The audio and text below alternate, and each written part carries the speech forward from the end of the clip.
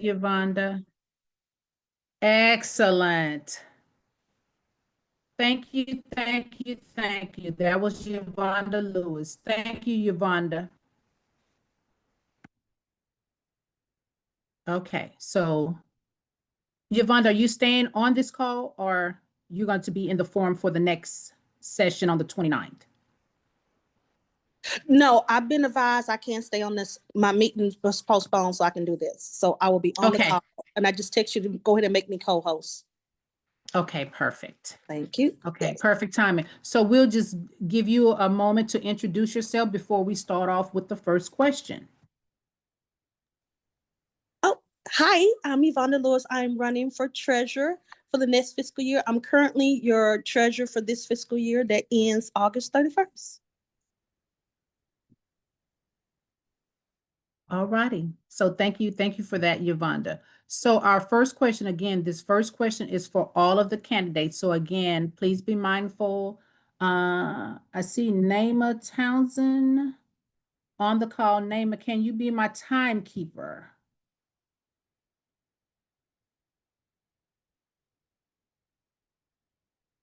Where are you, Naima? Can you I send me a got you. note or a I chat got or you. thumbs up? Okay, Okay. perfect. Thank you so much. So Uh-huh. Naima will be the timekeeper. So we will start in no particular order. We'll start with, on this particular question, we'll start with David Allen, then we'll go to Pamela, Alicia, Yvonda, then Erica. And so to all the candidates, please give specific instructions how you will increase alumni membership and how will you increase funds to the National Alumni Association. David Allen, you're first.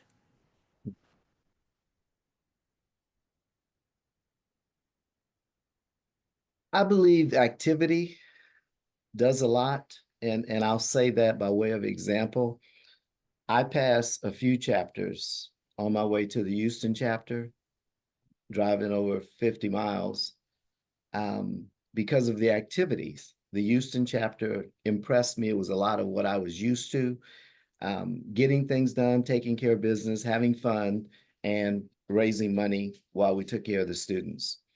So the activity to me has a lot to do with it. The financial component, again, we derived it from activity. We raised $120,000 in 4 years during my 2 terms as president in Los Angeles. And it was primarily through activity and supporting the kids. The goal was actually 200,000. The scholarship endowment at the university is now over $200,000. So those type of things, and we picked up on the model that the NAA has with their teacher education endowment.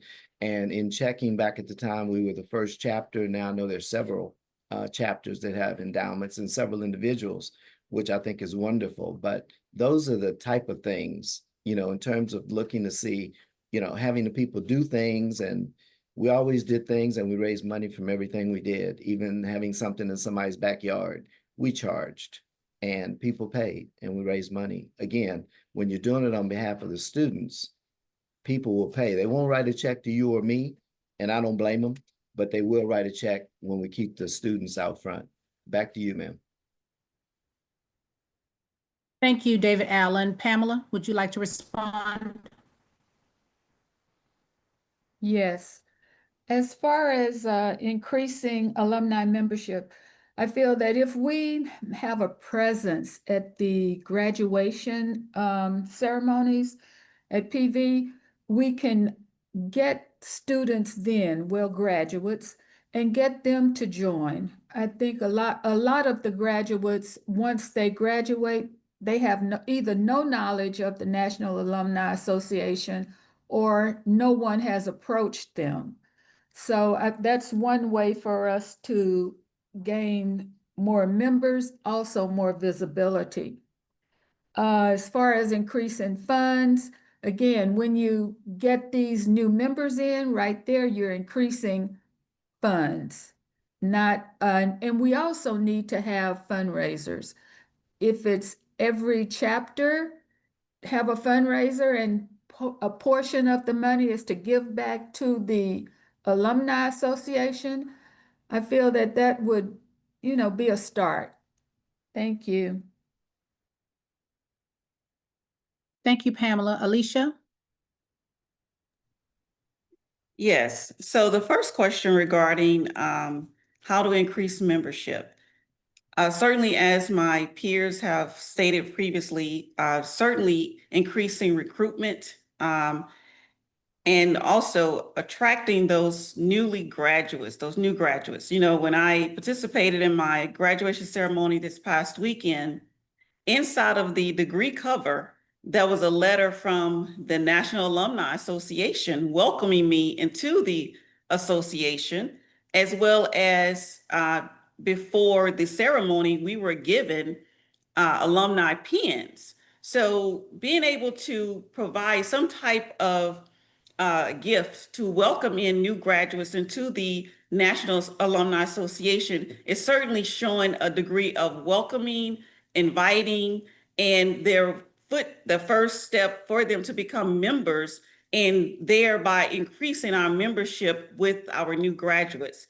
Secondly, increasing our visibility, not just for when things are going wrong, but to show a positive reputation, a positive outlook for the current alumni membership, so that we can attract other alumni who may be, you know, 5 or 10 plus years removed from graduation. However, it is their participation that we're hoping to attract. As far as increasing fundraisers and raising money, you know, with the Houston local chapter, I've been the chairperson of our annual fish fry that's held on every Good Friday. And, you know, each year it grows, each year more and more people are learning about it, not just those within the chapter or who are related to Prairie View, but even those in the general public at large. So again, thereby increasing our visibility on a larger scale throughout not only the city of Houston, but throughout our other local chapters nationally, will also spur on new ideas to increase our fundraising efforts, and certainly seeking partnerships with corporate sponsors, other nonprofit organizations. So again, that we can increase funding, which go back to the students who are attending Prairie View A&M University. Thank you. Thank you. There's a hand applaud for Conrad Woodard. Next we have, did Dale Robeson get on the call? If not, Yvonne, we'll let you answer, and then immediately following Yvonne, we'll have Erica Wright, and then we'll go to the next question. And I see Roosevelt has joined, but since he didn't know what the original question is, we'll just have him to introduce himself after Erica, and then we'll proceed with the next question. So you can speak, Yvonne, then Erica, and then Roosevelt, you can introduce yourself after Erica Wright.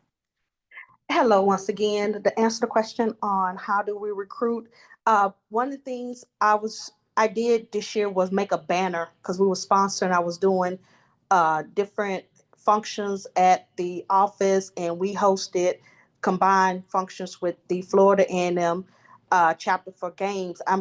We purchased a banner, and then that banner has a QR code asking people to join that way. We got to clean up this database that I need help with, to get that out there to people, so people know how organized we are. To help fundraise is what I'm working on now, is merchandise. We got to get ourselves merchandise, and that's another way to get people. We need to start having more people wearing our alumni shirts.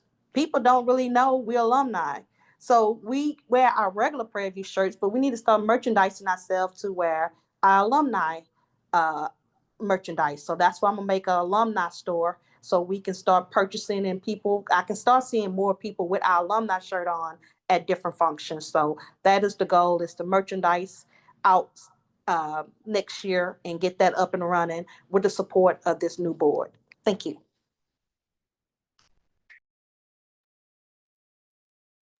Erica? Good evening again. So one of the things for increasing alumni membership is also to build the trust back between the alumni and the NAA. We have a database, like Yvonne said, that probably has about 17,000 members. A lot of them are duplicates, but at least 10,000 of those are not.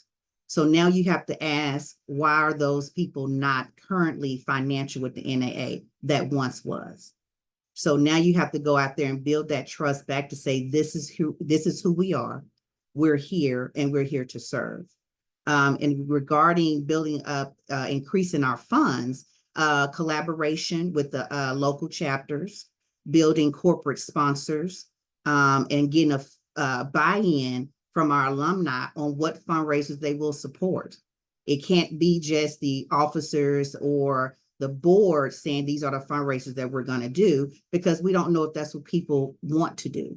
So it's also about communication, collaboration, and building corporate sponsors. Thank you. Thank you for that, Vice President Erica Wright. Roosevelt, you can have this moment to introduce yourself and the position you're running for.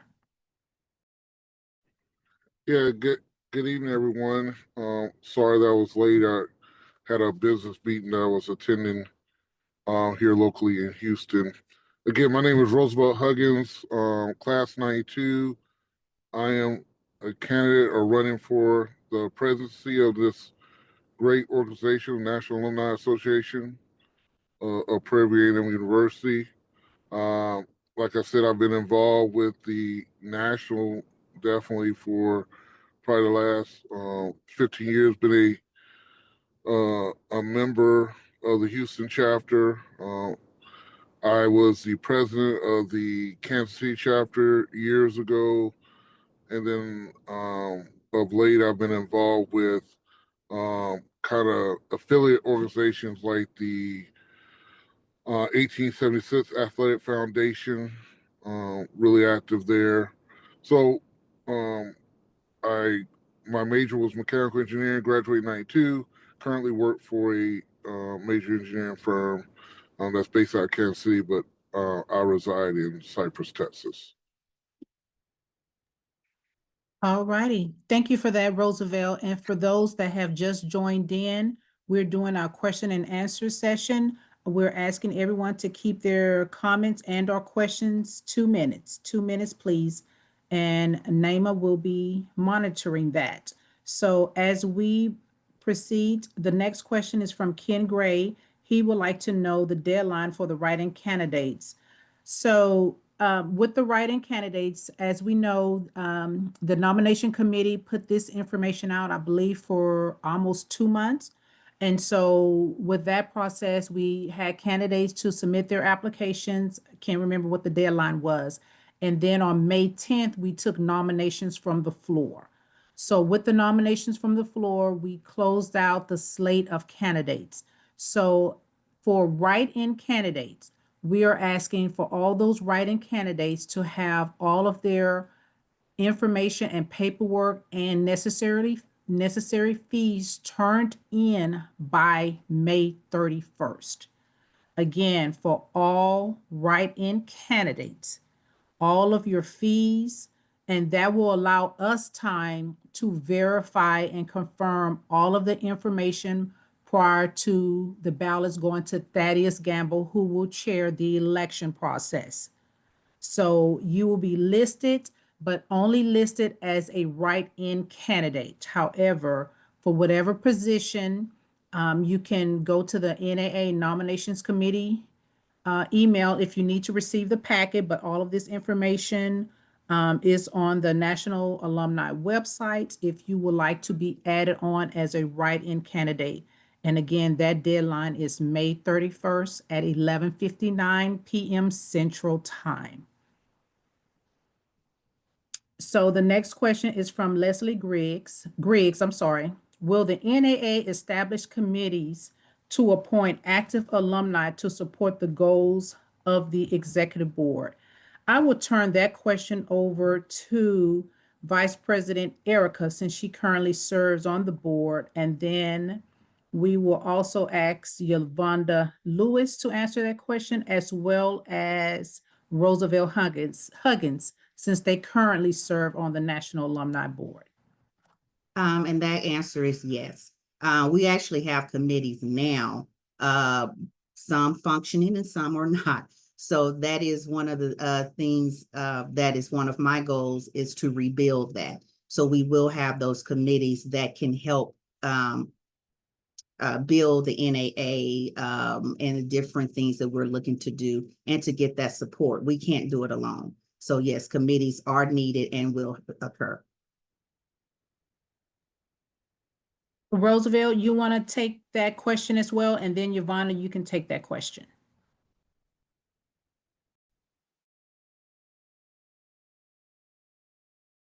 There you go. Can y'all hear me? Yes, we can. Hello? Okay, yeah. So look, I'm in total alignment with Erica. We definitely will have committees. You know, we have standing committees like finance committee, fundraising committee. I think in our term of 2 years, if we're so fortunate to be elected, you know, the goal will be to get alumni active in all levels of both the NAA and the university. There are several committees that the university has that I know in the past they've asked alumni to participate in. We need to get people that can be active in those. And now with Zoom, before the limitation was, well, you have to drive down to Prairie, you got to be in person. But, you know, obviously with Zoom and Teams, you know, now, you know, we should have alumni across the world, you know, support good ideas with the university, good ideas with the National Alumni Association, and really bring the full experience of our alumni base to university, because we have to get active now. Like we talked about before, the world is changing. The world is changing for HBCUs. The world is changing anything that's associated with DEI. So we have to be active to protect us and, you know, our university. So yes, the short answer, yes, there will be committees to help the board. And Yvonne will let you respond as well. Okay, yes, we need committees. I am currently, and I bring it up in the board meeting, always looking for people to join the finance committee, which we meet a lot. Scholarship committee, I'm asking for merchandise committee. So I've always asked people, and people say they would love to be on the committee, membership committee, but then when it's time to meet, nobody's showing up. But we need to try to get the fire under people, and my goal is to come up with a new frame of how to recruit and get people to not only say yes, but get people to show up after they say yes. So yes, we need committees, and we need people to show up to the committees once they say yes. Okay, so this question will go to, I believe David Allen said that he was the president of a chapter, and Pamela Holmes was also the vice president. Alicia currently serves on the Houston chapter board. Yvonne is on the Johnson Space Center board, as well as Erica Wright. So this next question is, as I'll just jump to question number 3. What has been your history with dealing with conflict? As a board member, national and or local, what has been your history with dealing with conflict? We will start with Yvonne. Before I start, I just want to give a message out for Eureka. She lost her uncle today. That's why she's not on here. Eureka Fontenot, her and her uncle is extremely close. They grew up together as brothers and sisters versus uncle. The only difference in age is very less than 5 years and stuff. So that's why she's not on the call. So if everyone can pray for her for that was a shock in her whole entire family. So that's why she can't be here tonight. So I want to lift her up and her family in prayer tonight. But to answer your question, conflict, how I handle conflict, I always like to make sure everyone is heard, because the main time in conflict is that people are not heard and people don't get their point across. So I always let everyone speak. You let everyone speak, then you can find out the real issue and the real problem. And then once you do that, then you can sit down and be the mediator and say, okay, this is how we're going to handle it. This is how we should move forward. We always can't make everyone whole and make everyone perfect, but we can do it as close as possible.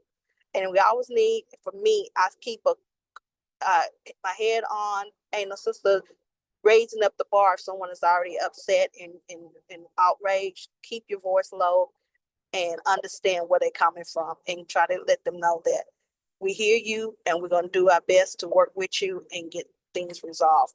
Because there's no sense of going backwards and forwards and arguing. We are all grown. And like I said, a lot of times it can be eliminated by just hearing them out.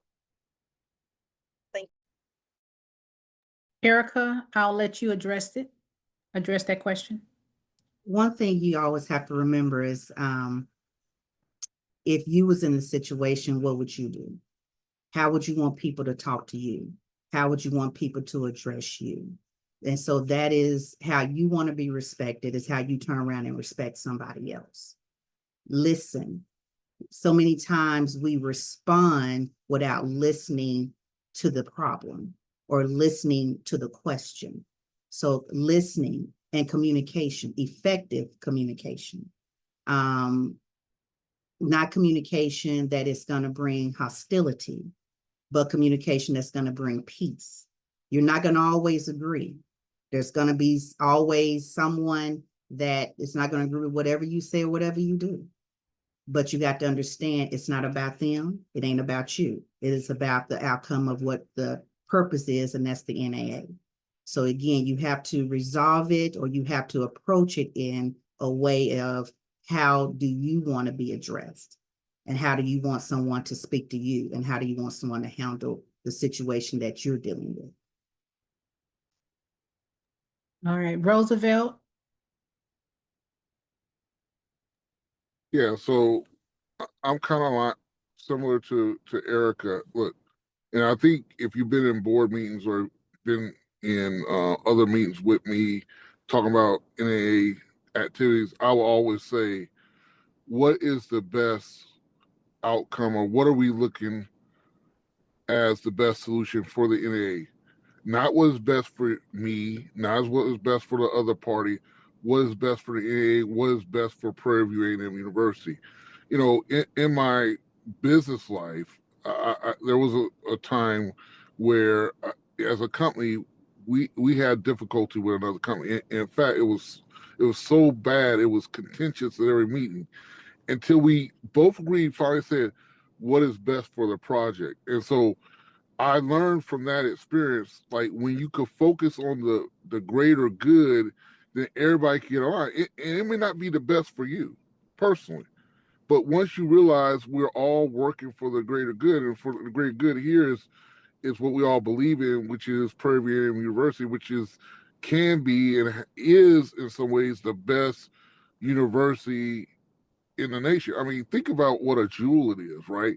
And we shouldn't be arguing over little petty things. We need to be striving for big moving things, because at the end of the day, we're talking about future Panthers, future students that get to experience what we experience, and we want to keep that going for generations. So the stronger a university will be, it will only go so far as how strong alumni base it has. So I deal with conflict by focusing on what is the greater good, and then being direct and really getting the parties of conflict together. Like, we should not be talking in circles around each other. At some point, we need to say, okay, let's all sit in a room, let's talk it out. What's the issue? Let's solve it and move on. So that's my comment. Okay, David Allen, we'll let you close out that particular question. How do you deal with conflict? I don't. We had conflict during my days as mayor, but we also have rules, statutes, city ordinances, home rule charter, parliamentary procedure. You agree to disagree, you vote it up or down, and you go next. In the Los Angeles chapter, again, we just followed the rules. We did not always, we weren't just all in love with each other, but we were in love with Prairie View and what we were doing for the students. And we really, as you all asked this question, I can't recall real conflict in all my years in LA. And I became a member in 84, life member in 86, and I left in 2004. And I was very active. So it's really just, following the rules. We're all grown folks. And if we all love the school and the students, I live here in Prairie View. That's how much I love it. And I eat on campus 2, 3 days a week. I'm speaking in classes. I don't. What do the rules say? If it's something that you want to do versus something I want to do, majority rules next. So, I've been blessed like that. I like to learn the rules and follow the rules. And it has alleviated a lot of that. Even when I was on the council, when council members didn't, like my idea, if they voted it down, guess what? It's voted down. We got to go next. And now if I got another way of doing it, that's something else. But no, we're not, we're all here volunteering and we care. We're not here to create more animosity than we need. Otherwise, we're not going to get anything done. All right, thank you. And I apologize, Pamela Holmes, I will let you respond as the Vice President of the Missouri City chapter. Thank you. Fortunately, we haven't had any conflict in Missouri City, but in handling conflict, keep a level head. You can't get upset with what others are saying because it might be some merit to what they're saying.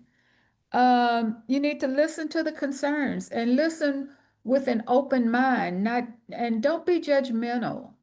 And like Mr. Allen said, follow the rules. Because once we start following the rules, we shouldn't have conflict. Thank you. Thank you. So this next question will go to everyone. And so as we talk about the National Alumni Association, and we know in order for the National Alumni Association to be effectively financed, that it requires funds.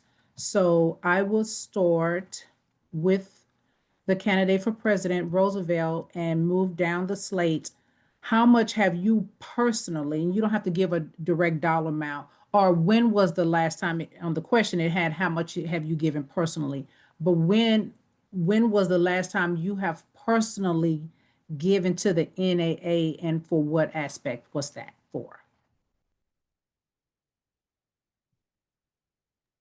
Well, so full disclosure, I'm not a life member, but there's a reason I'm not a life member, because I've always felt that life membership, what I've seen over the years, people become a life member and normally they don't give anymore. So I made a conscious decision, like I'm gonna be an annual member, and every year I'm gonna give my annual dues, because that is gonna be, even though it's small, that's gonna be more impactful because it's money they get every year.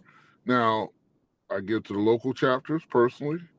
I buy tickets to our homecoming gala.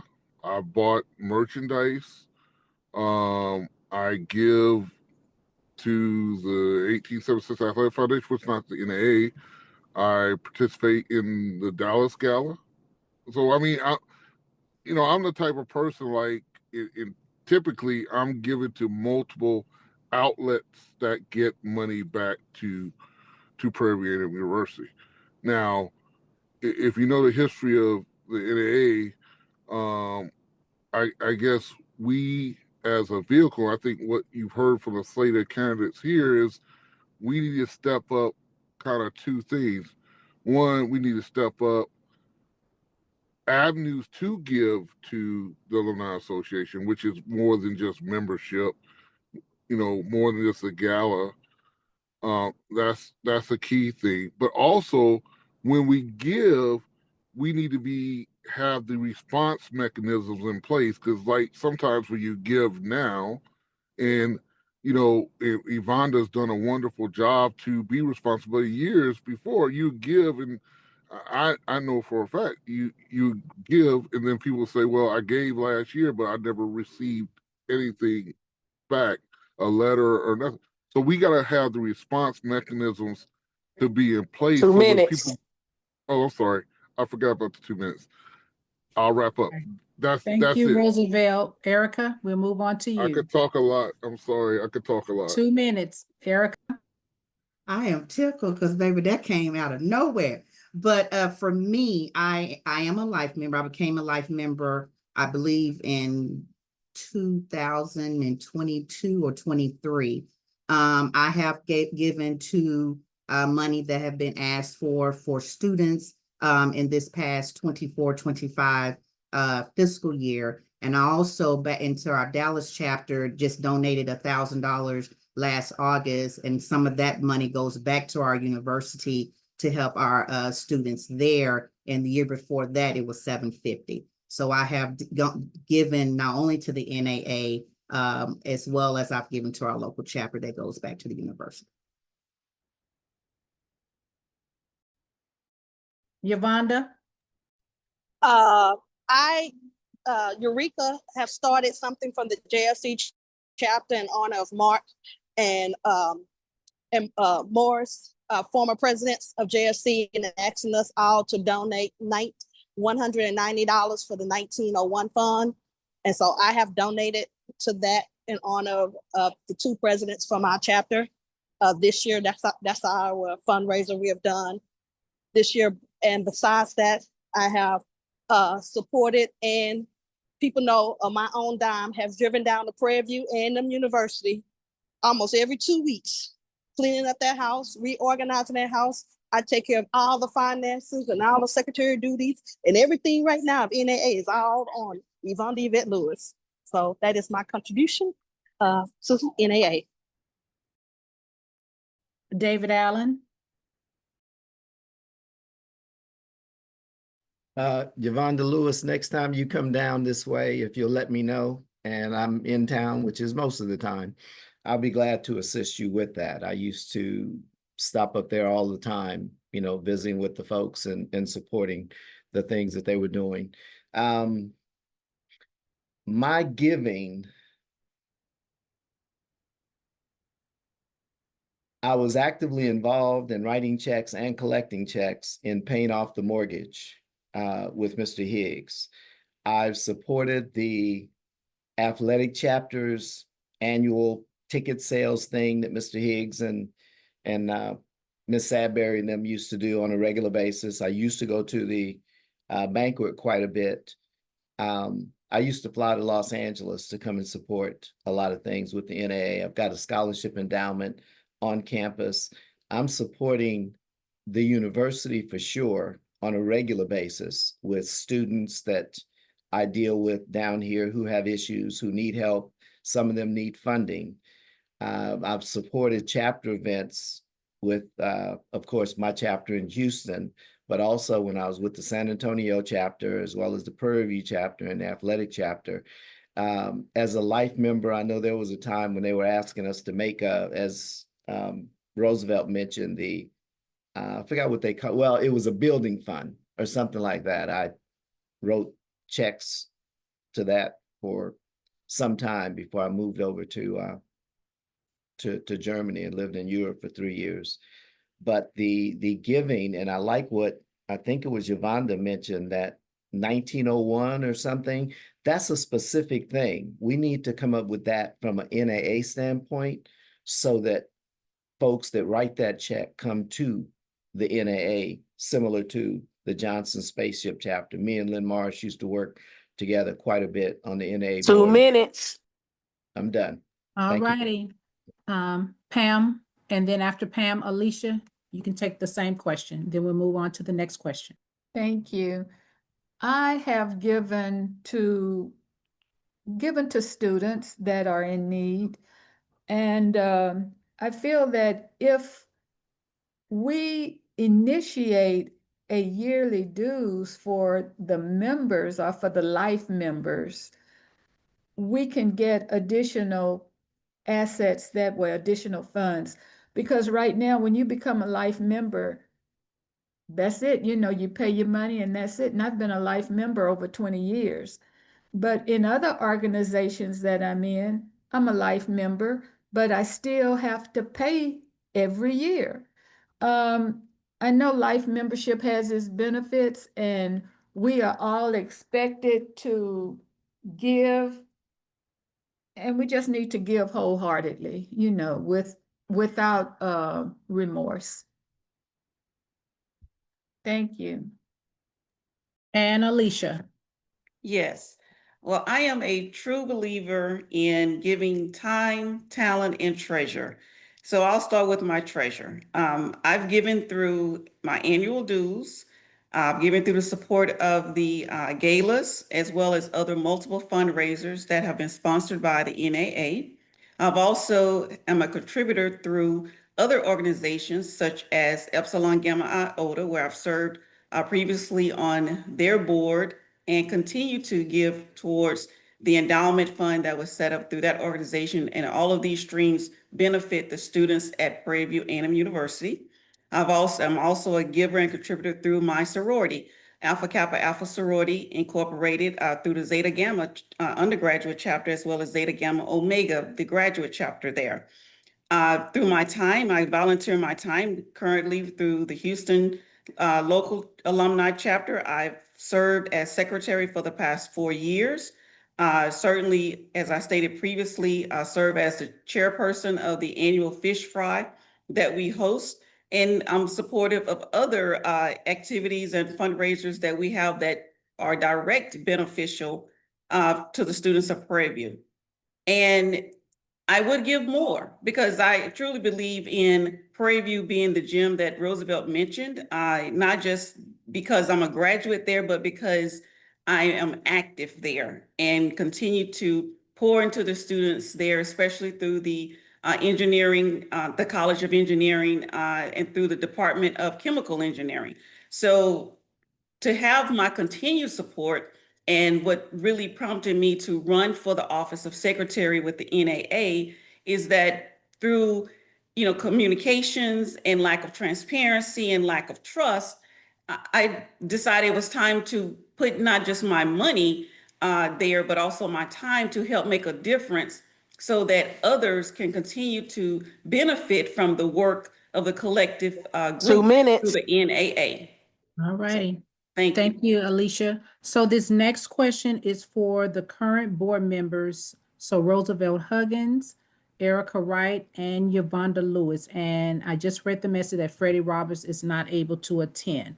So this is a two-part question, and so you still have just the 2 minutes. As a current board member, what have been your greatest accomplishment and your biggest regret? We will start with you, Roosevelt.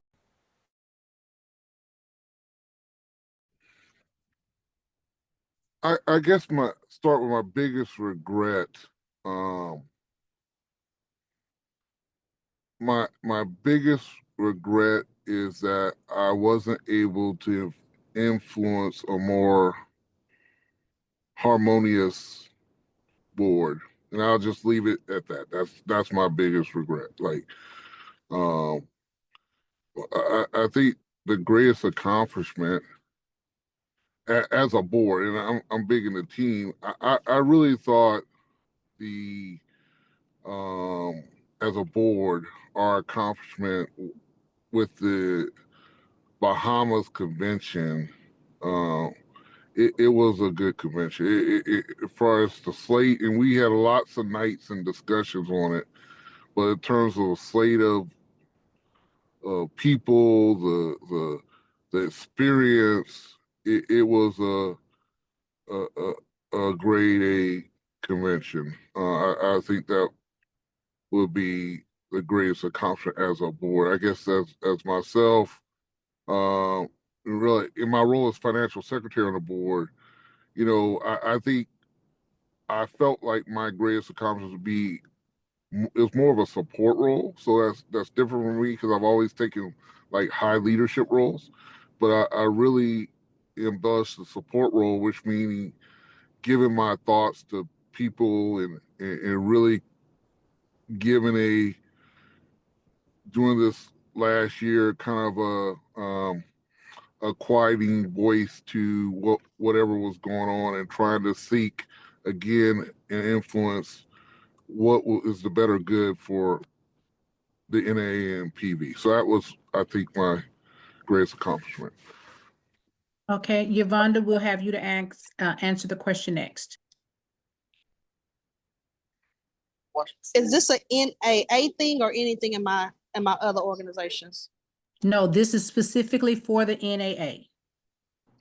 My accomplishments is that next year I'll be the president of the JFC chapter. So I'm excited about that. My disappointment is that I did not get to start the merchandise this year, this administration year. I have to put it out to next administration year because my plate was too full. But that was one of my disappointment, not completing that task this year. But this year I'm grateful that I will move from vice president to president, the GSC chapter, and I pretty much got the membership up and running and ready to send out for that membership new database that that I found that will help us be more effective communication next year. And Miss Erica. From a regret standpoint, I don't necessarily have a regret. I came into the position as an appointment probably it was May of 2024. So we had already been good and going for about 6 or 7 months or a little longer.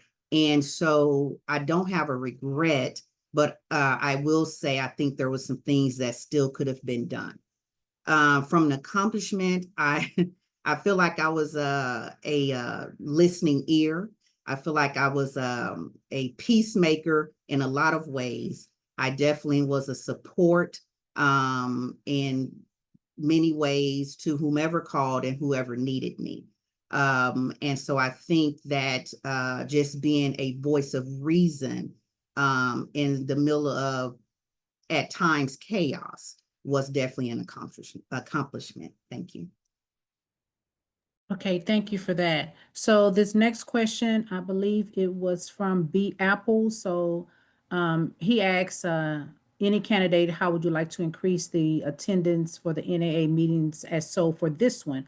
So this also came up during the Q&A time. So I will ask each of the candidates, and I will start with David Allen. How many people did you forward the email or this meeting invite? Was it 1 to 5, 5 to 10, or 10 or more? How many people did you forward this information to?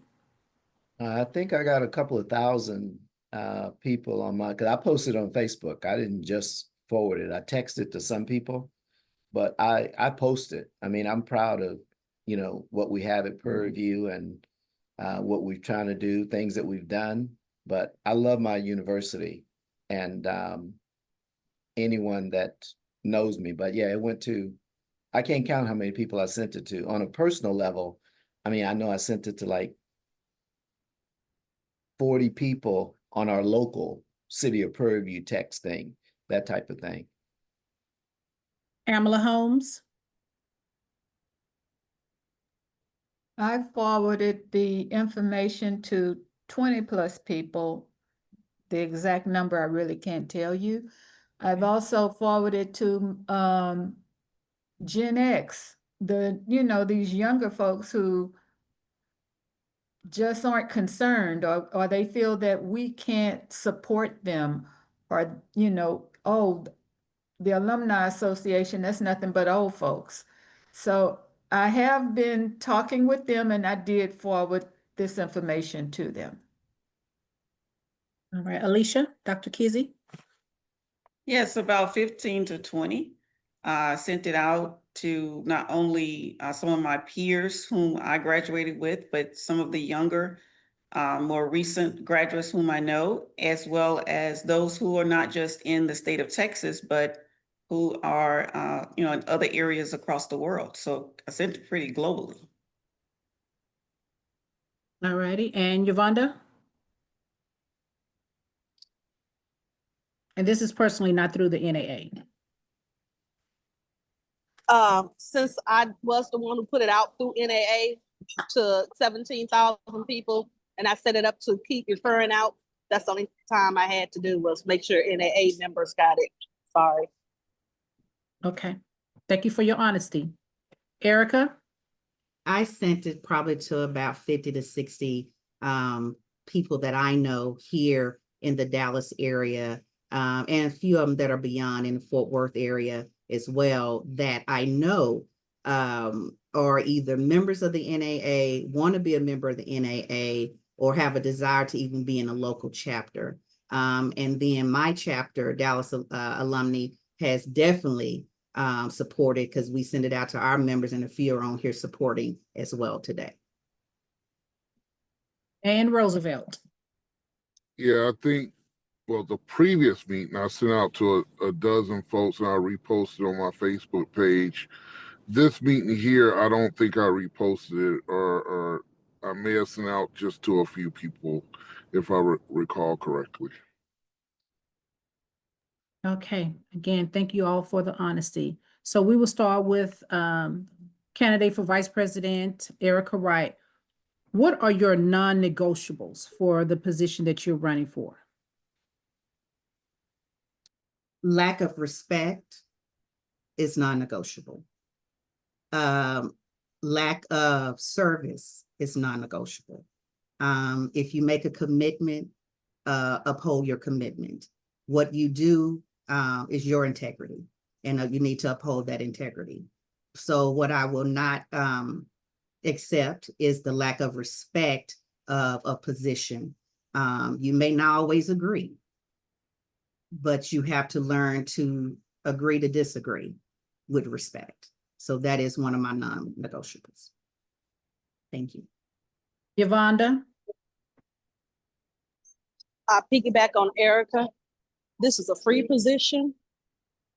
We're all here trying to work, and to think, no disrespect. That is, I'm done. I'm closing the door. I'm out. Thank you. Dr. Kizzy?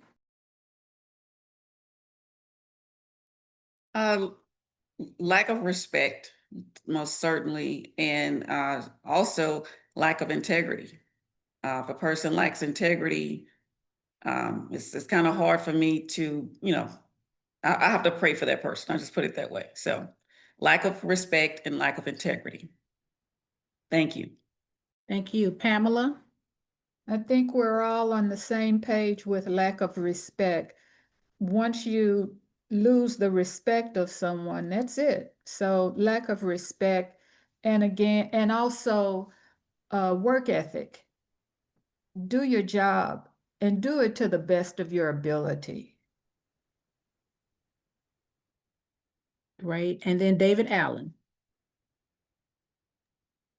I have to agree with everyone else, because there's no reason for that in this environment. If we care about Prairie View and our university and the students, and we want to make it better, there's no reason why we can't get along. And again, we're not going to, always totally agree, but how bad can the disagreement be if you're both going in the same direction? Okay. So actually, I will start this question off with the board members. And I will start with Yvonda, then Roosevelt, then Erica. What is the most urgent issue facing the NAA right now?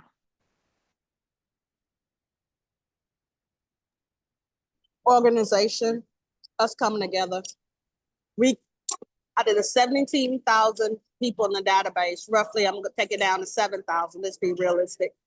Less than 7,000 in the database. We don't have a lot of people involved and active in the NAA, and that is the main thing.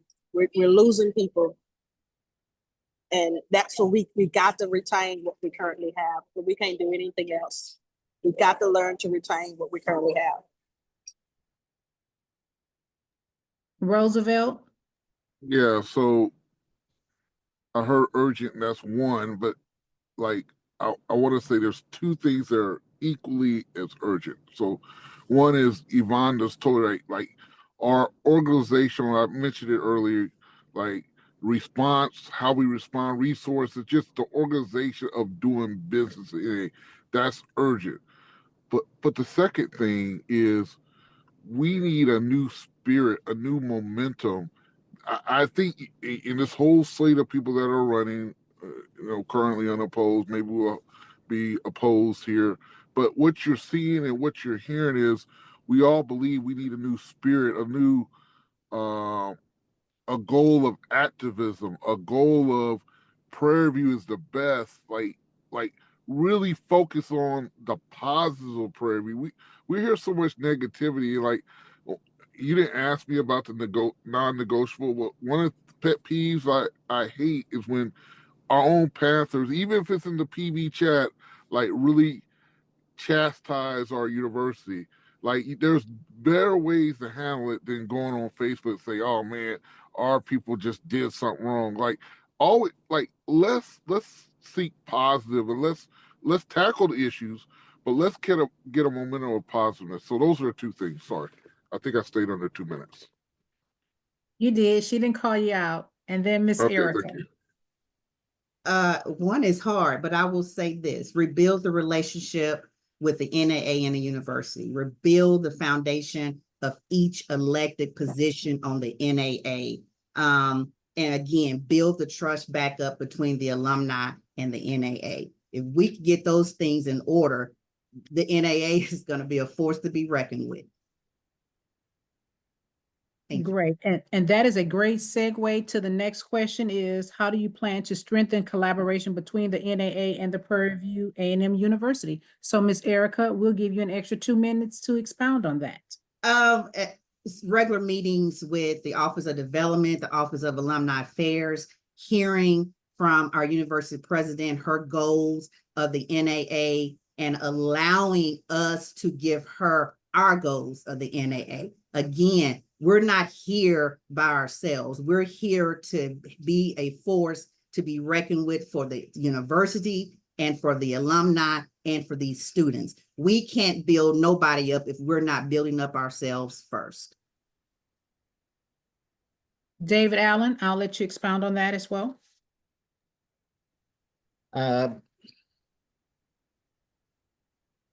I hear, even right here in the city, that there's a disconnect between the university and the city, or mostly of alumni. I hear it, but I don't feel it. I don't live it, because I'm on the campus, talking to students, how you doing, encouraging them, where you from, what are you studying, being asked to speak in classes, going to forums up in the College of Agriculture or over in the College of Engineering. I'm on the campus so much. I mean, me and the president, we talk, see each other coming and going, or chief of staff. If a student or a parent has an issue, I'm in touch with them. I put them in touch with, Mr. Hoffman. Here's his email, and I've got that permission. A couple of weeks ago, was out and was doing something kind of late at night, really with his campaign sign, and I looked up and something was coming out of the dark down Business 290, which, coming from the Alumni House is pretty dark. And turned out it was a young lady from Temple, Texas. The bus stopped at the Dollar General store at 8:30, and she had to walk, and she worked in the Sodesco at MSC. I sent the email the next day, and they took care of it that same day. Again, I'm blessed because I'm here, I care, and I'm involved. So I don't have the disconnect. And Tramari, whenever you or President Mark needed something, that, yeah, sure, I can go up there because I'm here. So it does make a difference. But again, it's a blessing because Prairie View changed my life. And I used to be extremely involved with national. And, again, I'm glad to have the opportunity to get back involved. And his history just happened to be interesting because I've lived so much of it. But in 2 minutes. All Yes, right, ma'am. thank you. We will have Miss Pamela to address the question. Would you repeat the question, please? Absolutely. How do Everyone you has plan such to, fabulous answers. yeah, how do you plan to strengthen the collaboration between the Prairie View National Alumni Association and the university? Well, I feel one way to start is for the Alumni Association, for the officers to meet with the president, find out where the disconnect is.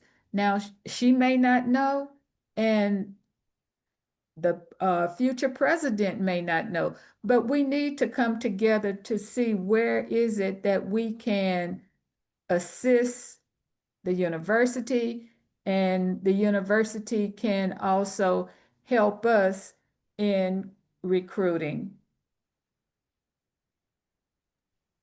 Thank you, Dr. Alicia Kizzy. You respond?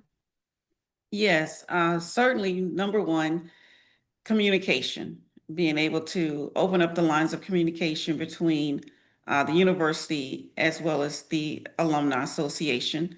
Secondly, getting on the president's calendar to meet with her and understand what her goals, and I mean, she cascaded a vision out to the entire university community. And I think it's incumbent upon us as the Alumni Association in support of that vision to understand how and where we can help support, bring the vision to fruition, and to support her in doing so. Thirdly, having a greater visibility on campus by being more supportive of student activities and allowing the students to know that we are the alumni and we're there in support of them so that they have a direct line to us and understand that we're there for them. So I believe through those activities, at least it'll be a start of building the foundation and making improvements in our relationship with the university. Thank you. Yolanda? She had to get off to another meeting. She just sent a message. Okay. And Roosevelt?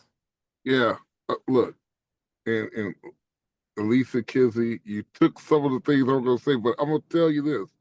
I guarantee, I'm not trying to be egotistical. I guarantee if I'm president, we will have a better relationship with the university.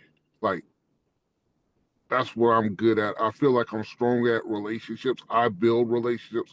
I build consensus. And exactly what Elisa said is that, look, the president's outlined a plan, Journey to Eminence. In that plan, if you take a look at, there's like 5 areas for alumni and discusses what the university wants to do with alumni. Well, we should reciprocate, right? We should define things that we're going to do on the same platform of her Journey to Eminence and match up with that. And then, but the part is not just to define that. Now we got to be accountable and come through. So if we come through, that's going to show her that we are all in the same boat, rowing in the same direction. That's what we need. So, like, I am a big believer. If we get a tight relationship with the university, that doesn't mean we can't say to the university, hey, we don't think you're doing this right, but here's how we help you do it in the right way, as the way the alumni want to see you do it. But if we get together, just think we'll be an unstoppable force. I mean, we have the best campus, we have great professors, we're getting great students, and now you put a great alumni behind that. I mean, I wish I was a student again. I wish I could come back to Prairie View.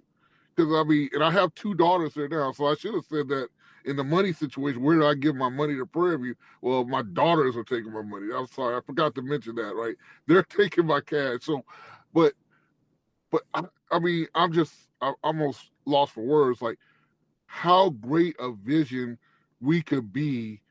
The NAA University, this great talent, this great 2 slate of minutes. candidates. Yes, I'm gonna Alrighty. wrap up. Yes. Thank you, Oh, Roosevelt. thank you. So the next, there's a question here. Would like to get the candidates' insight on having more regional chapters association like Atlanta Metro Region. I will let, okay, Roosevelt, I'll let you take that one.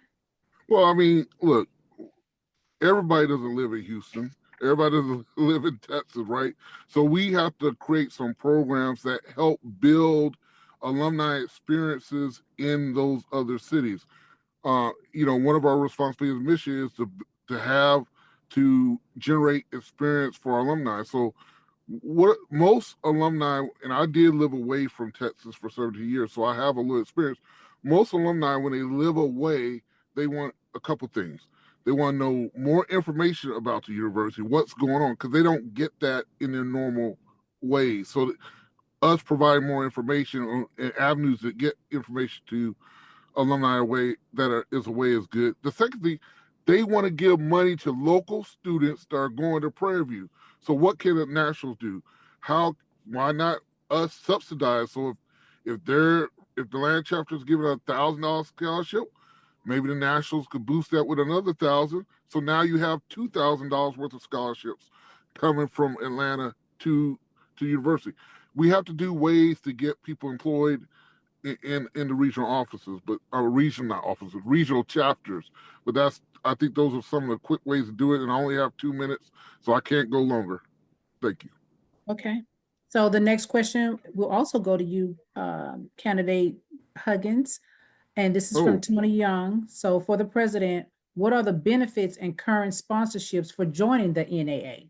Well, that's what we're talking about. We need to create more. I mean, the main benefit, I think, that every life member that seems to really call the office for us and say, hey, I need my life member because I get a discount in my season tickets for athletics. So that's what you typically see people are associated as a member.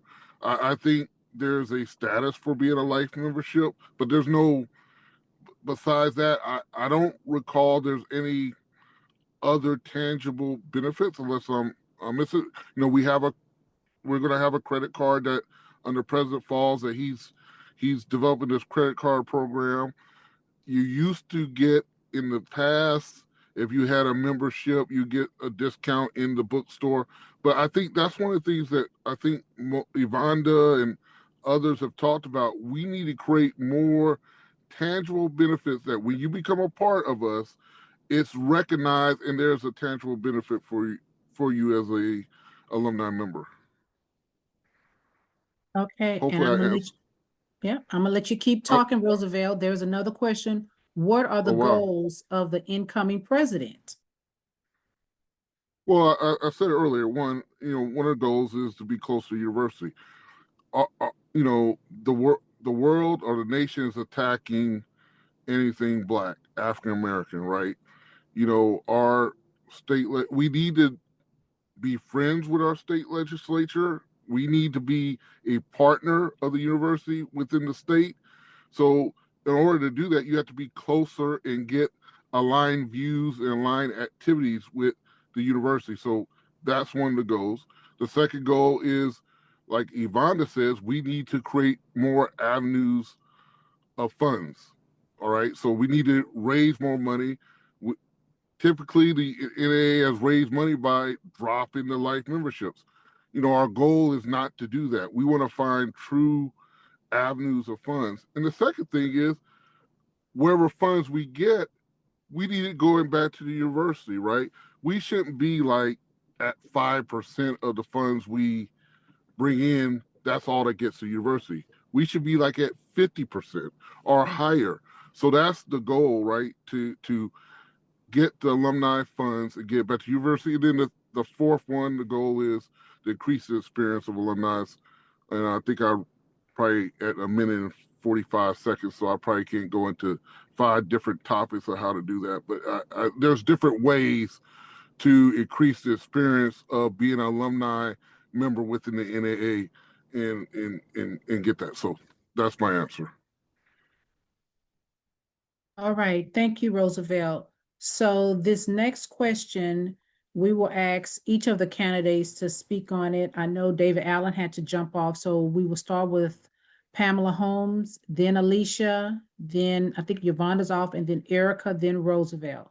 So there's been a lot of conversation with regards to the National Alumni Association office house, whatever you want to call it. What is your stance on selling and or preserving that house? We will start with you, Pamela Holmes. Thank you. I know the house has been there for years. I do not know the condition of the house. That's something that the new board would need to come together and do research, see how much can we get for the house if you want to sell it. Will anyone be there in the future to answer phones or what have you? How are we, if we're going to keep it, we need to find a use for it. Okay, I'll let you speak on it, Dr. Kizzy. Great question. First, I would like to say, I would prefer if we kept the house because it can become a source of income. Now, my background is in facilities management. What that means is I take broken things and recreate them or maintain, infrastructure of buildings. Okay. So I have a construction background. I think there are ways that we can become creative in partnering with other organizations or other businesses who can volunteer their time, their efforts in helping us to restore the building so that it can become a source of income. And by that, I mean we can begin to lease out that space to other organizations, to other entities when they need to have meeting spaces during, homecoming events. You have thousands of people there who are looking for places to host events. So let's become more business minded and more financially in tune to what the market can bear so that we can repurpose the alumni house to being something more than just a treasure for the alumni and being, kind of sitting idle and vacant 80 to 90% of the time that the alumni is not utilizing it. So those are my ideas in regarding maintaining the current house. Thank you. Yes, ma'am. Erica, I'll let you take that. I do believe that we need to keep the house. The house has, although there are a few issues with the house, but the house can bring in means of resources. It can also be an avenue if we have students that may need to rent it out. We have organizations that may need to rent it out, or we just have students that just needs to come and have a study group. The house can be utilized for many of different ways. Some will be profitable, some may not be. Some may just be that we are letting someone use it out of the kindness of our heart. But do I think that we need to get rid of it? No, I think that we need to keep the house as long as it's economical, feasible, economical for us to keep it. I think we need to keep it and utilize it for resources from a financial standpoint, and just for a resource of giving back to someone that just may need it that cannot afford to rent it as well. And Roosevelt. Yeah, so this is obviously this has always been one of the hottest topics. And I'm gonna be fully transparent. I'm conflicted because I was treasurer of the National Alumni Association for 4 years, from like 2000, I forgot, 15 or 13 to 15 or 13 to 16. I forgot the dates. So please forgive me for that. But I saw on a monthly basis how much money we were having to put into the alumni house.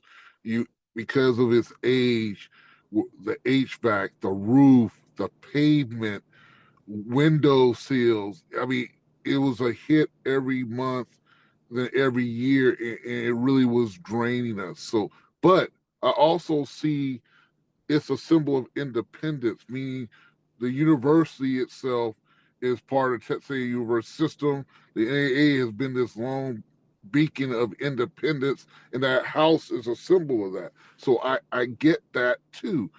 I think, like what you heard from others, we need to continually evaluate if it is the right thing to do and the right thing to own. I mean, for alumni, the greatest benefit would be if we had a presence on the university itself, because most alumni, they don't turn left if they come from Houston. They don't turn left on 1098. They turn right on University Drive. So they're not going to see the alumni house. But again, there's a lot of emotions built up in the house. And so I just think we need to continually study it, and then when the right time to make a decision, make that decision. Okay, and then Tony Young just added a comment, partner with the School of Agriculture, Architecture, I'm sorry, to repurchase the house. The next question, I know Yvonne is off. How would you enforce budget policy and procedures? So we start with Alicia first. Okay, I'm sorry. What was the question? Can you repeat How it? you doing? Yes, I think it was. Oh, how would you enforce budget policies and procedures? Oh, um, I do that every day in my work life. Certainly reinforce what our budget policies are. I believe in having written policies and sharing them, having a sense of transparency so that others know what those policies are. And I believe in having a high level of accountability. So, not only should the treasurer have access or have information regarding what our budget is, but that information should be shared throughout the chapter so that everyone is aware of what we're bringing in, how we're spending it, how it's being allocated, and what does that process look like. And additionally, I also believe in when you have a budget, there's a budget cycle. And we need to establish a budget cycle. So committees and other executive board members or membership at large, if there are initiatives and programs that you're looking for the association for the NAA to support, that information should be submitted by a certain time. And that's the time for that particular fiscal year. It should be reviewed upon, assessed, and then voted upon. And those are the things that we're moving forward with during that fiscal year. So I just believe in having certain routines and having discipline around spending and maintaining budgets and having financial accountability in regards to those things. Thank you. Roosevelt, I'll let you answer next. Yeah, I mean, I think part of it is leadership. Like, I think people that have worked with me know that when it comes to money, I'm pretty accountable in handling money. I was the treasurer for 4 years of the NAA, and I think people that if you work with me during that time, you want to go back to board members that worked with me on that time. They knew that I did follow a regimen of handling money and the way you deal with money, where you like you have to treat it with respect and in following the rules. I think I've shown that and demonstrated that even as my role as financial secretary and the opinions I give. Look, I don't like to be poor. I'm gonna be honest with you guys. So we're gonna raise money, and we're gonna find ways to responsibly use that money, and we're going to stay within the budget guidelines. Now, if we raise a lot more money and then we say, oh, we got more money, then we're going to go through the board and say, okay, we have this pot of money. How do we make it more useful for the university or more useful for alumni? Not to go have a super duper convention, but how do we give more scholarships to students? How do we uplift our chapters with the additional windfall of money that we have so that they could bring more Panthers into the fold that are way out in the wilderness of Montana or Nebraska or wherever, and bring them into the fold and be active members. So that's what I want to do. Okay, Pamela. Okay, as far as in enforcing the budget, I'm sure we have policies that are written that we need to adhere to. Also, when we create an annual budget, we need to distribute that to the chapters, to the NAA chapters, so they can see what it is we're doing, where their money is going, and just be more frugal with what we have. Okay, Miss Erica, I'll let you end this question. Y'all see me rocking because this is my field as an accountant and as treasurer for the Dallas alumni chapter. But you got to stand, as they say, 10 toes down, flat-footed on what you have in place. There are policies and procedures in place. There is a budget for the fiscal year in place. You have to adhere to that budget. If you spend beyond that budget, it is now a donation and we say thank you, right? So again, the policies are in place, but you got to enforce them and you have to stand on that enforcement, because when you have people that feel that they can spend because they are in charge or they have the authority, you don't have the authority to spend beyond your budget without getting approved. So you have to, again, you have to stand on the policies and procedures. You have to not spend beyond your budget. And if you do, we just say thank you for your donation. Thank you. Thank you for that. And this question, I'm just going to open it up to anyone who wants to address this question. Will any activity be planned to showcase the NAA building during homecoming to encourage membership?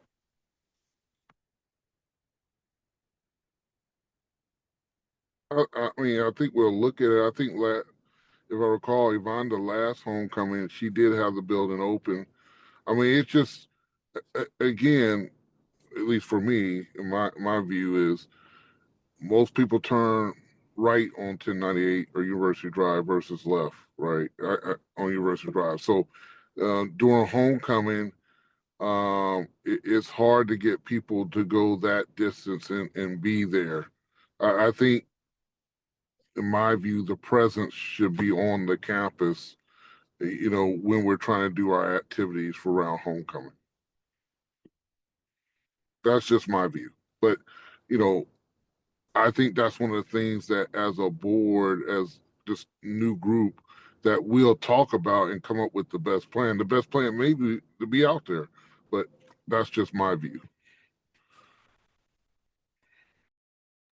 Okay, so the next question is, and looks like Erica and Roosevelt will be the two to answer this question. Can you explain what the voting process for the National Alumni Association, when you're voting for finances or for the home, how does the voting process take place? So I didn't understand the part about finances or the home. I didn't understand or the home, but Those were just some examples. So when you're voting, when the NAA votes, what is the well, process for them to vote? yeah, I mean, so our meetings are, and Erica, feel free to chime in as I'm talking, because I know it's tough. I may say something wrong, and I value Erica and the others' input, but obviously as a board, we follow Robert's Rule of Order. That's the first part, right? And then we have constitution and bylaws that regulate how we need to vote, how we have a quorum. If we have a quorum, then we could vote on matters of new business and old business and areas. And then right now, we have to have a quorum for major, what I call major financial issues, especially if they have not been approved by the budget already. Then we have to take it to the board. The board consists of all our chapters and classes, and then elected officials that are financial.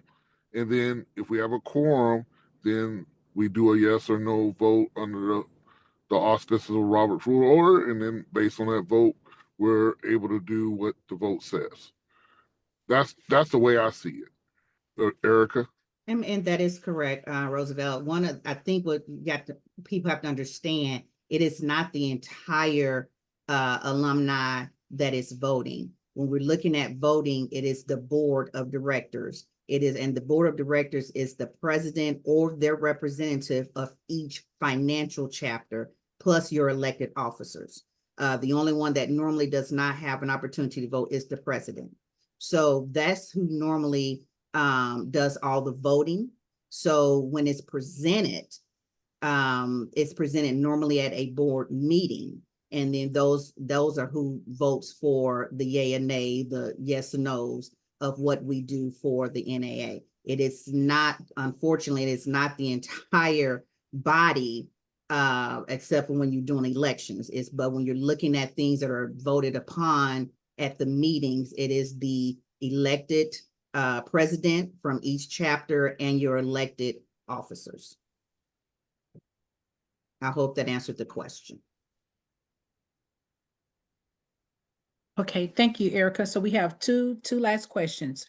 How do you get chapters involved, old members with old ideas? How do you get chapters involved when you have old members with old ideas? Well, I mean, I'm jumping in here, but like old ideas, new ideas, old members, new members, ideas are good. We need ideas, right?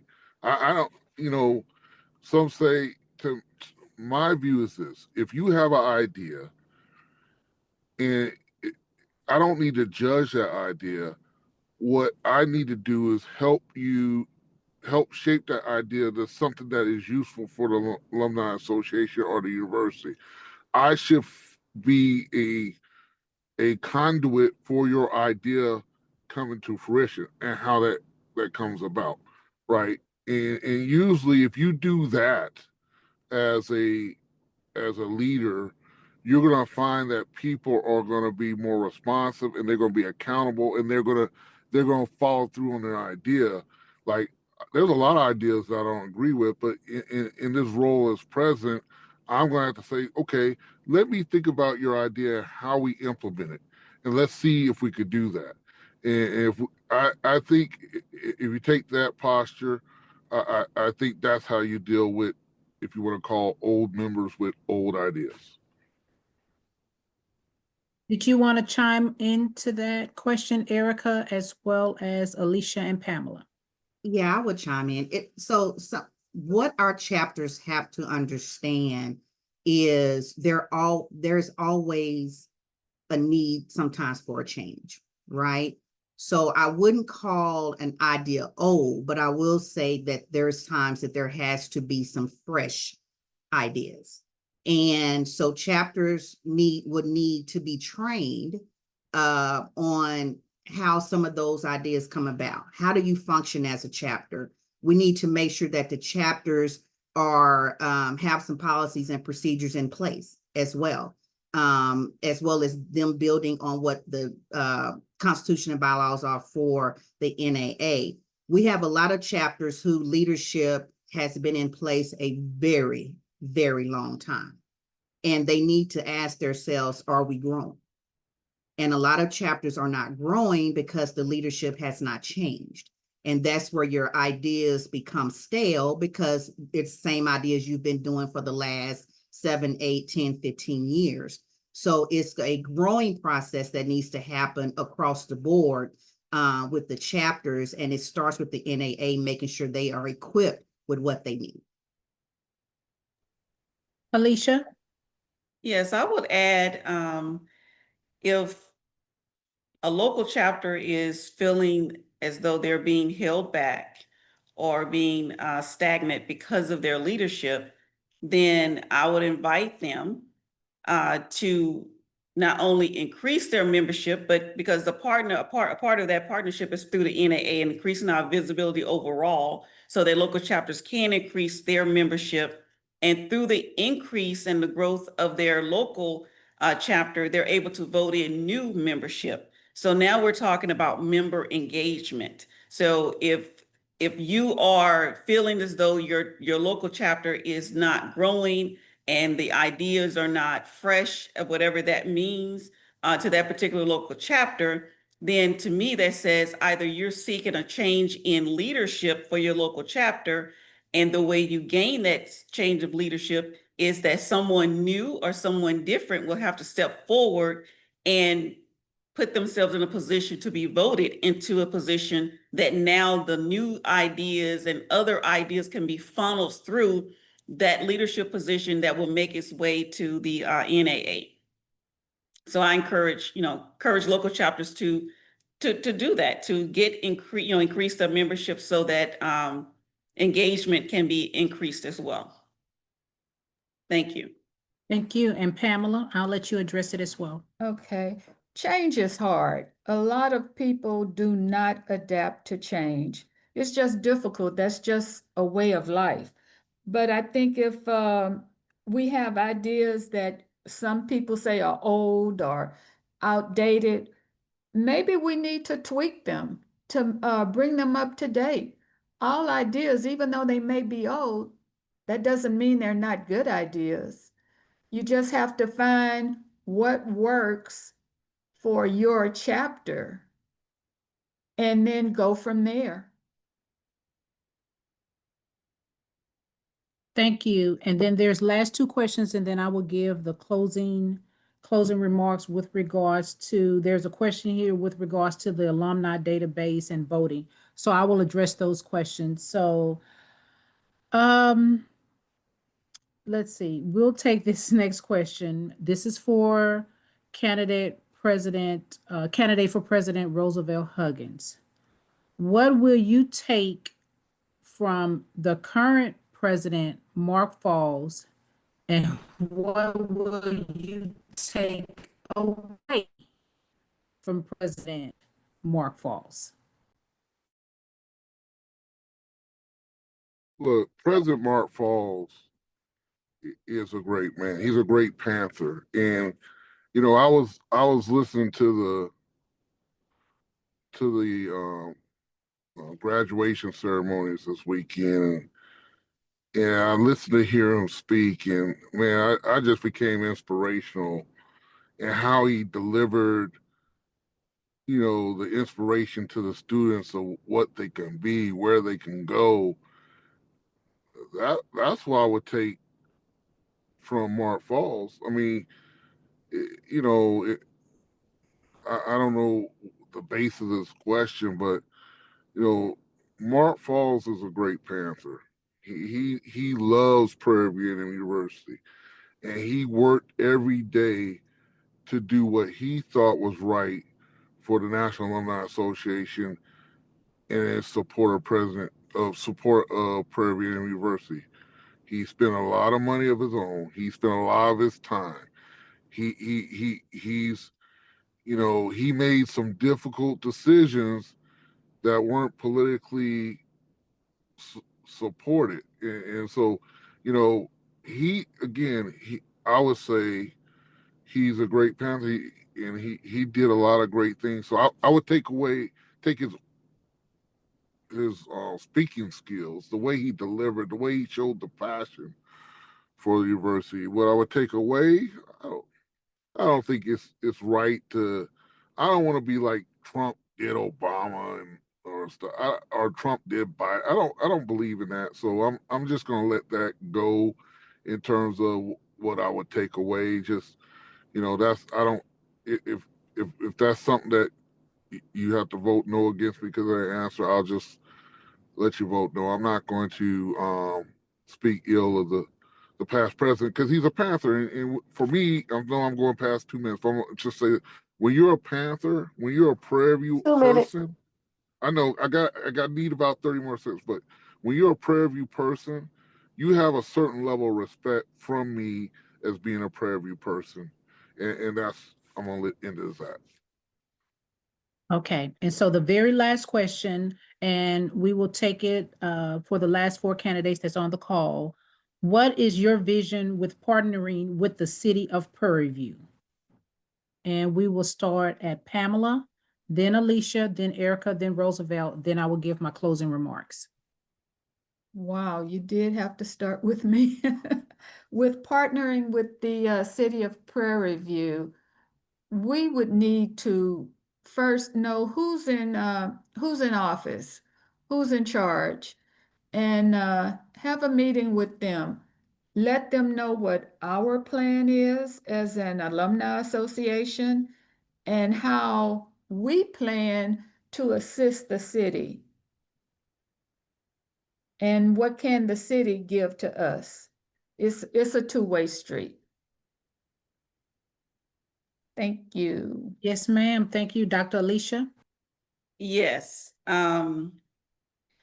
Certainly begin, you know, have the to develop the partnership. I think we leverage the alumni who already have existing ties with the city of Prairie View. And I know, you know, David Allen being past mayor of the city of Prairie View has some relationships already there. And as an alumnus of our NAA and of Prairie View University, leveraging his ties that he has there, as well as others within our alumni base, to have us to establish a more, lasting and sustainable relationship with the city, so that as we're planning and we're, growing our visibility there, not only on the campus, but also in the city, and understanding how we can be supportive of the city, so that in turn, when we need their assistance and we need their support for something, they'll be willing to offer it up and stand in support of us as well. So as Pamela stated, it is a two-way street, but I believe the beginning blocks of that is to start with the leverage that we already have that exists there currently, and that's through the alumni who have either worked there and have existing ties with the city, and begin to build from there. Thank you. Thank you. Erica? I will piggyback on both what they both said. It's about building the relationship, possibly attending the city council meetings, having meetings with them directly to find out what can we do to help the city of Prairie View, and what we need the city of Prairie View to help us with, especially when it's times, during the football games and homecoming and some of our big games. What can we do to help you, and how can you help us? So it's about building the relationship, establishing those meetings and attending what we can to support them. And again, definitely falling back on Mr. Allen as being the former mayor as well. Thank you. And Roosevelt?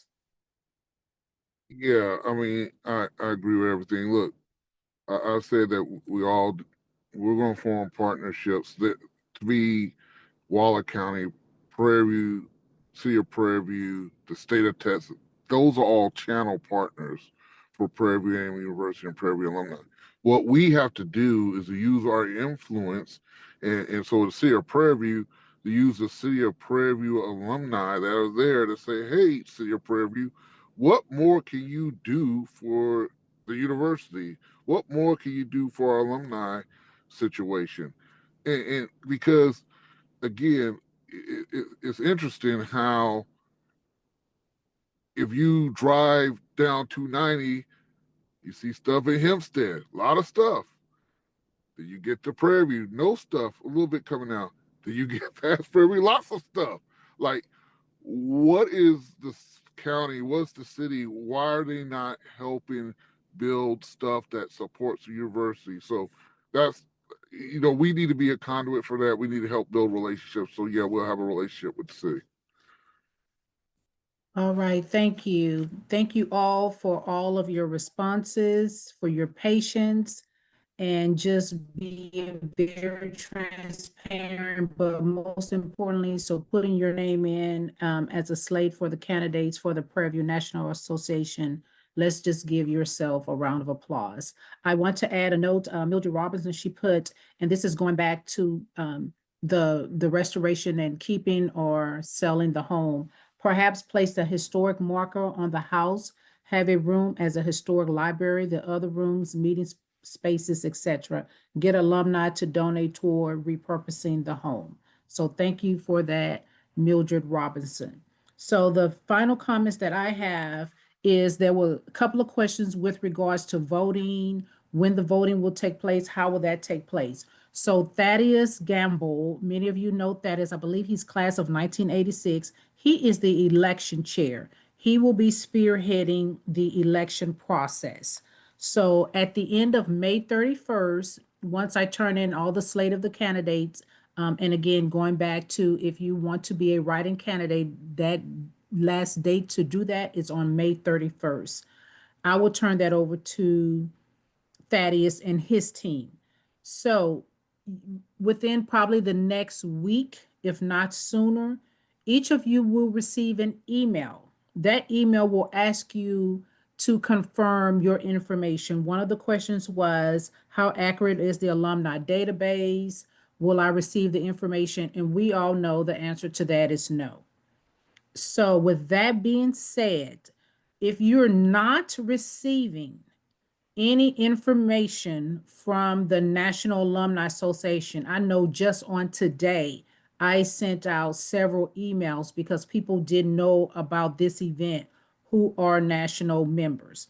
If you are not receiving any correspondence from the National Alumni Association, go to the PVU alumni.org website and submit an email with your information.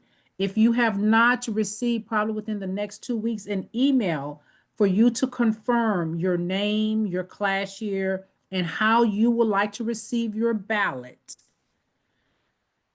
send an email to pvualumni.org. You can also send it to the Zoom link that you see, the nominations, and I will just forward it over. But we want to make sure that everyone have the accessibility to cast their vote for the candidates that's currently running for office. But on top of that, we also want to make sure that you're in the know. You have the information. You're not having to go to someone else to retrieve the information. If you are a national annual member and or you are a national lifetime member, you should be receiving information. If you wish to go through your local chapter presidents that's on this call, please make sure to pass this information on to your members.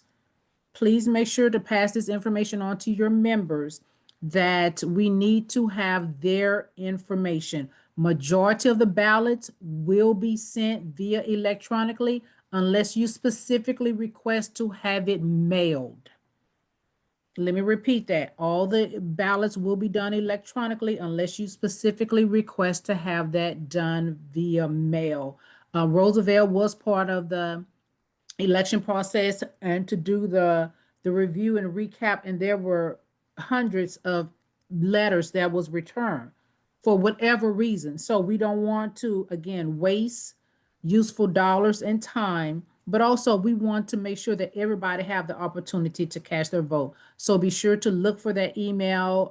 A couple of us went in and tested it. It's very simple. I think it's like maybe 6 or 7 questions: your first name, your last name, your class year, if you're a life member, if you're an annual member, how do you wish to have your ballot sent, your email address, and a contact phone number.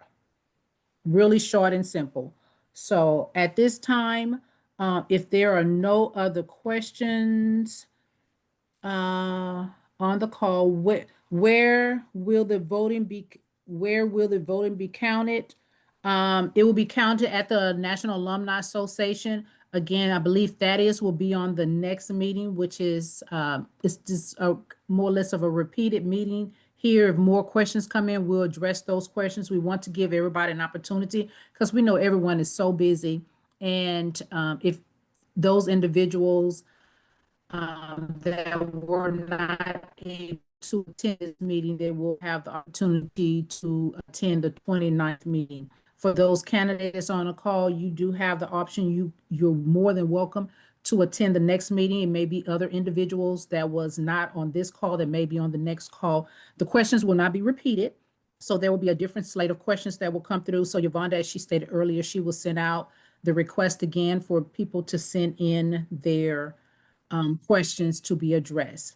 So who will count the votes? That will be the election committee. Again, that's Thaddeus Gamble and his team will be counting the votes. And who will be responsible for the results?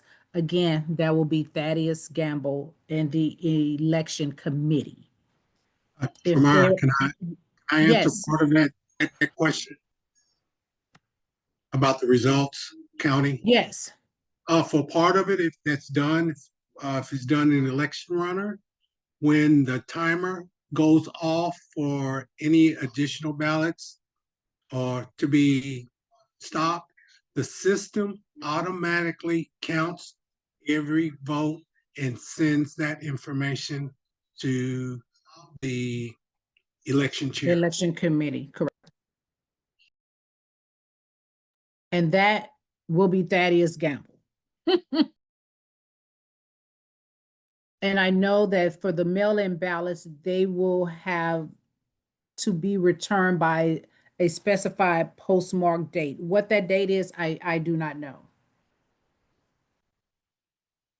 And then there were other direct questions that people had sent to me directly. I do have those questions, and we will make sure that you're updated into the system and that you are will receive the updated correspondence. So if there is no other questions, we have 4 more minutes. I'll give every candidate, there's only 4 left on the call, 1 minute to give your closing remarks. And at this time, I would like to say good night and goodbye. So Roosevelt, we'll start with you, Erica, then we will have Alicia and Pamela Holmes to close us out. Yeah, I'll just say 1 minute. Look, I'm really excited. If y'all couldn't tell, sorry, I got off video, so I'm not going to waste time trying to get back on video. But hopefully y'all could tell how excited I am to have the potential to be the NAA president. It's something that I want to put my time and efforts into. I'm committed, if I'm so fortunate to be the leader, to build a relationship with the university, build a relationship with alumni and alumni chapters, and to increase the amount of giving that we give back to chapters to do good things with, or we give to the university. So that's my, and I thought this forum was excellent. So thank you for my. Thank you, Roosevelt. Go ahead, Erica. So I would say thank you. Thank you for tonight. I think it was definitely a great forum. It was some wonderful questions. If I'm given the opportunity to be elected as VP, what I will say is I will stand again, like I said, 10 toes down, flat-footed, all 4 tires on flat with no spare for the NAA and what we can do to build this NAA and build the relationship with our university back as it should be. And keep it growing. We can't do it alone. We're asking for the help. We're needing the help. And if you're here for the NAA, if you're here for the university, if you're here for these students, then definitely be here and support. Thank you. Thank you. Dr. Kizzy? Yes.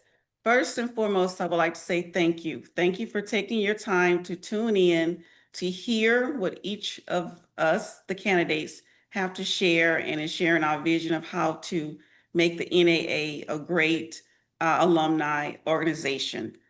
Certainly, we are all representatives of Prairie View by being alumni. So let's work together. Let's continue to work towards the vision of making our NAA a great alumni association. As we all have heard, teamwork makes the dream work. So let's become a rallying force of willing workers to make this organization great, because we do represent a great university. Thank you again and have a great evening. And Miss Pam. Thank you, Mrs. Pam. everyone, for joining us, for the opportunity to speak to you. If elected, I will definitely take direction from the president, but I will also follow the bylaws, the current bylaws of the Alumni Association, and also Robert's Rules of Order. I would enjoy having the opportunity to work for you and with you. Thank you. Thank you all. I want to thank Naima for being our timekeeper. Within the next couple of days, Raymond will have this posted on YouTube where you can go back, listen, share it with your family, friends, other PV. And so at this time, have a great night. Have a wonderful and safe Memorial holiday. And until next time, bye-bye.